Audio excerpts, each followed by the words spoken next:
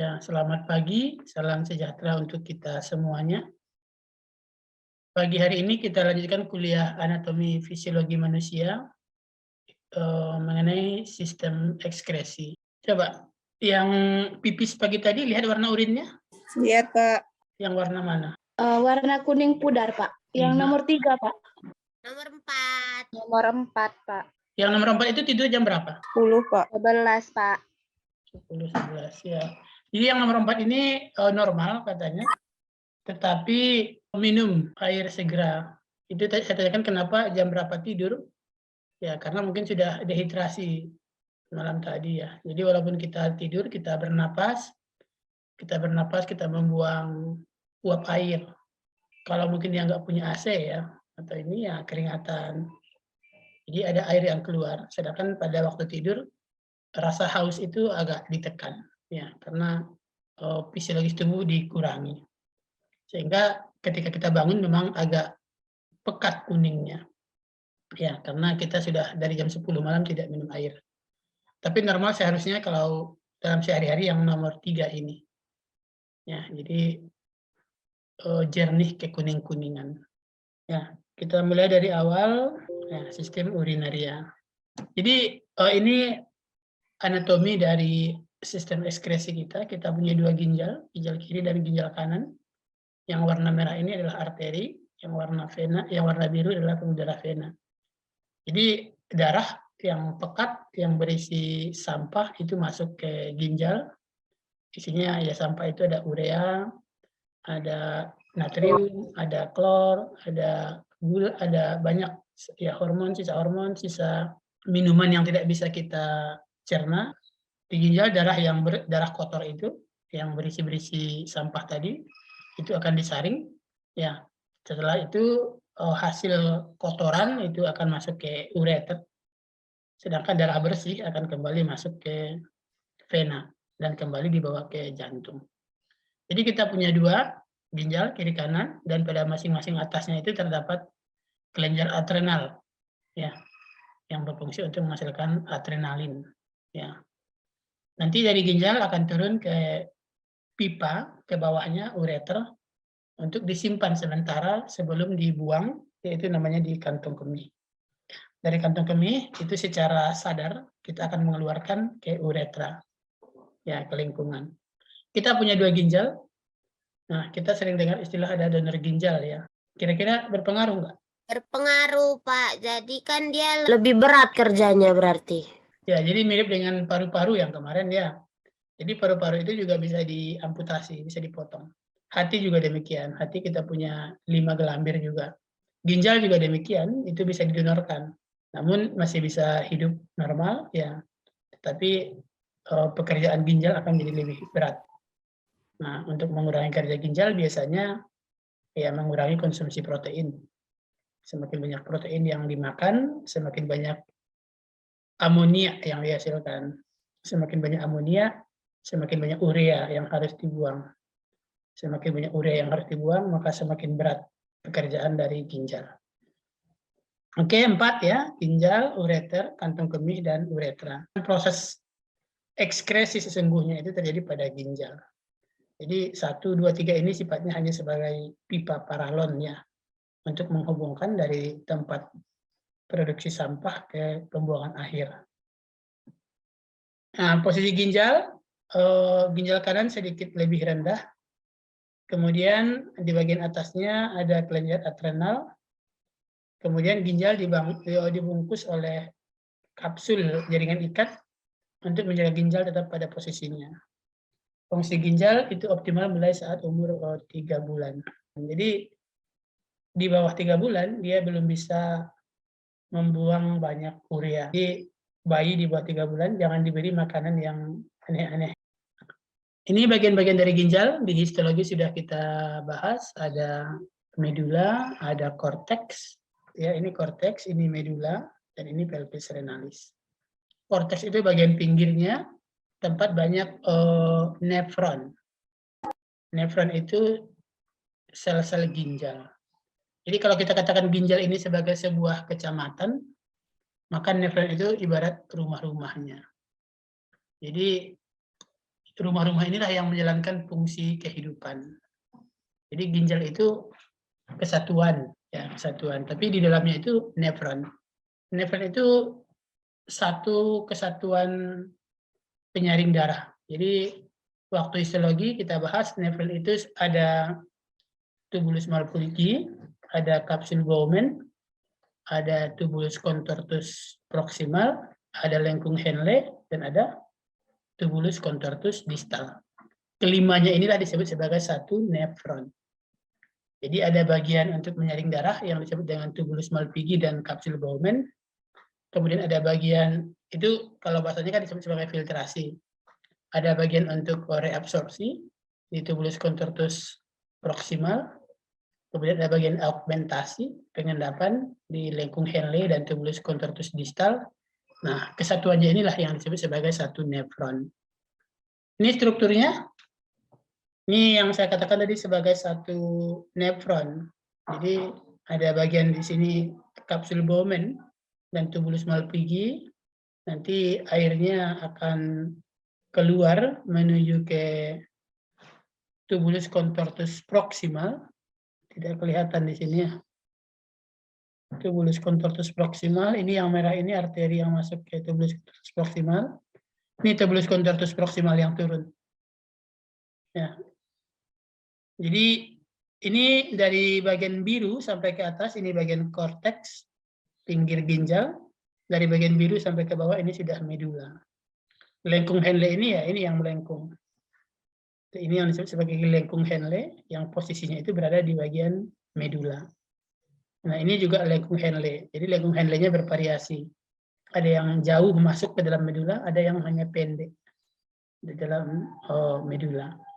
Jadi kalau dia posisinya seperti ini berarti TKP-nya ini sudah turun lengkung Henle, maka di sini TKD, tubulus contortus distal. Nanti akan ya bermuara ke sini, ke pipa besar ini yang disebut sebagai pelvis renalis atau pengumpul air urin. Fungsinya ya pembuangan sampah, air, urea, asam urat, kreatinin. Kreatinin ini sisa perombakan sel darah merah. Jadi yang memberi warna kuning pada fesesnya itu juga dari perombakan sel darah merah. Kemudian yang kedua, waktu fisiologi hewan sudah belajar kita homeostatis. Homeostatis itu untuk menjaga keseimbangan air. Jangan terlalu banyak, jangan terlalu sedikit. Kemudian pH darah juga dijaga di antara 7,35 sampai 7,45. Kemudian juga menjaga tekanan darah. Bagaimana caranya air mempengaruhi tekanan darah? Kalau kita konsumsi airnya lambat ya, jadi lama nggak minum air, itu tekanan darahnya akan naik. Karena darah menjadi pekat. Kemudian kalau kita terlalu banyak minum zat-zat yang tidak bisa dicerna tubuh atau susah dikeluarkan, itu juga tekanan darahnya akan naik. Kemudian fungsi ginjal berikutnya adalah untuk mengaktifkan vitamin D. Ya, biasanya vitamin D itu kita peroleh dalam bentuk namanya prekursor atau bakal vitamin D. Nah, itu diaktifkan di ginjal. Kemudian memproduksi eritropoietin yang berfungsi untuk merangsang pembentukan sel darah merah, terutama pada bayi.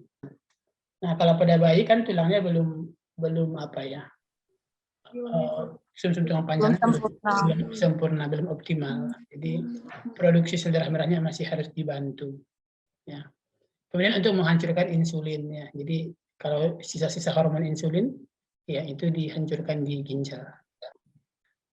Ini menghasilkan prostaglandin. Kemudian darah yang disaring itu sekitar 180 liter per hari. Kemudian pada air ini kita memiliki sekitar 40 liter air di dalam tubuh kita. Jadi kalau berat badannya itu 60 kilo, 60%-nya itu adalah air. Jadi sekitar 36 kilo ya. Jadi 60% tubuh kita itu adalah air. Ya. Jumlah air terbesar itu berada di dalam sel, dalam bentuk sitoplasma. Sedangkan sisa yang 15 liter itu bisa dalam bentuk cairan antar jaringan, seperti di bawah kulit. Jadi kalau kulitnya terkelupas itu ada cairan kekuningan itu, yang putih itu, ya itu interstisial, atau dalam bentuk plasma, ini yang dalam darah. Kemudian ini homeostatis dari air, masuknya dalam bentuk minum, makan, dan sisa metabolisme. Jadi walaupun kita tidak minum air, tidak makan air, tapi tubuh kita bisa memproduksi air sendiri, tapi sangat kecil jumlahnya, tidak cukup. Jadi produksi air ini adalah dari hasil pemecahan glukosa. Jadi C6H12O6 ditambah dengan 6O2 akan menghasilkan 6 karbon dioksida yang kita buang melalui paru-paru dan 6 molekul air, ya 6H2O. Kemudian keluarnya dalam bentuk keringat, ya. Kemudian penguapan, jadi kita bernapas itu membuang uap air. Kemudian ada dalam bentuk feses, jadi feses itu enggak padat. Feses itu pasti ada airnya. Kemudian yang paling banyak ya dalam bentuk urin. Dan ini akan jumlah air masuk dan jumlah air keluar akan mempengaruhi urin. Apakah dia pekat atau encer. Ya, semakin banyak kita minum, semakin encer urinnya. Semakin sedikit minum, maka urinnya akan semakin pekat. Pengaturannya ini dibantu oleh hormon ADH. Ya, sifatnya itu menurunkan volume urin, jadi menahan air tetap berada dalam tubuh. Dan kita sering mengkonsumsi zat-zat diuretik. Jadi zat diuretik ini lawannya antidiuretik. Jadi zat diuretik itu memacu pengeluaran air. Jadi kalau kita banyak mengkonsumsi zat-zat diuretik seperti kopi, teh, extra jos, kubu bima, maka itu urinnya akan lebih banyak. Ke kamar mandinya akan lebih sering. Ya. Kemudian mekanisme air keluar masuk sangat penting dalam pengaturan pH darah. Ya, karena semakin air sedikit masuk, maka darah akan semakin kental karena ionnya akan semakin banyak. Nah, ion semakin banyak, maka pH-nya akan semakin asam. Pola aliran darah di ginjal, ya dari arteri, dari aorta masuk ke renal arteri, segmental, interlobar, arcuate, kortikal, aferen. Nanti dari aferen baru terjadi penyaringan di glomerulus. Nah, ini di aferen arterial, ini darah kotor, masuk ke glomerulus untuk penyaringan urea terutama. Nanti keluarnya menjadi dari arterial eferen. Di arterial eferen ini darahnya sudah bersih. Ini pola aliran darahnya. Ini proses pembentukan urin. Membran itu terdiri dari glomerulus, tubulus contortus proximal, lengkung Henle, dan tubulus contortus distal. Glomerulus terdiri dari dua, yaitu kapsul Bowman yang bagian ini, yang memegang, dan tubulus Malpighi yang di dalamnya. Jadi penyaringan darah itu terjadi di tubulus Malpighi. Hasil kotornya nanti dibawa ke kapsul Bowman. Dari kapsul Bowman terus masuk ke tubulus contortus proximal, ke lengkung Henle, tubulus contortus distal, baru nanti ke pelvis renalis. Pada glomerulus itu filtrasi. Jadi darah yang warnanya merah, itu nanti hasil keluarnya tidak lagi darah, jadi sudah berwarna putih jernih ke kuning-kuningan. Ya, jadi tidak ada sel darah merah yang lewat. Jadi jaringannya sangat ketat. Kalau ditemukan sel darah itu berarti ginjalnya sudah rusak. Sudah termasuk dalam kelainan. Jadi yang keluar di sini air, kemudian ada urea, terutama urea yang harus dibuang, ada garam, NaCl, ya. Kemudian ada ion amonia, HCO3-, ya. Kemudian nanti ada hormon, ada vitamin. Jadi vitamin yang kelebihan itu dibuang. Semakin ke sini lengkung Henle, ya airnya banyak diserap, ya. Kemudian garamnya juga terus diserap, jadi nanti garamnya akan jauh berkurang antara tubulus contortus proximal dengan sampai di collecting duct, ya, di tubulus pengumpul. Di sini disebut sebagai urin primer, jadi ketika pas keluar dari kapsul Bowman itu urin primer. Nanti setelah keluar dari lengkung Henle itu sudah menjadi urin sekunder. Itu saja materi kita untuk hari ini. Baik, saya akhiri.